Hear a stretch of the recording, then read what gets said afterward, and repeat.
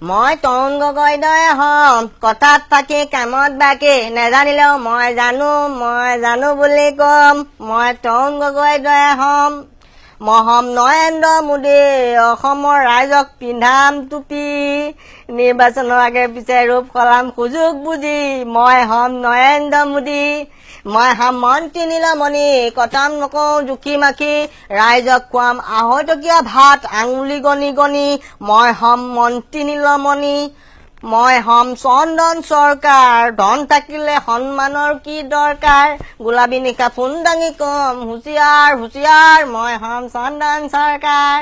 মই হম হুছেইন ৰকিবুল গড়ৰ কথা শুনিলে বলকি মাবুল কাবুল গ্ৰাম উন্নয়ন মোৰ লক্ষ্য অন্য মোৰ প্ৰাপ্ত পঞ্চায়তৰ নাম শুনিলে মন হয় ব্যাকুল মই হম হুছেইন ৰকিবুল মই হম হিমন্ত বিশ্ব এটাৰ পিছত এটাকৈ কেলেংকাৰীয়ে কপাম বিশ্ব যাকে তাকে কৰিম চেলেঞ্জ চবকে কৰি যাম মেনেজ কথাৰ প্ৰতি পলিটিক্স কৰি হৈ পৰিলো একেবাৰে নিশ্চয় মই হম হিমন্ত বিশ্ব কহয় মাধৱত আছে মন্ত্ৰীয়ে আছে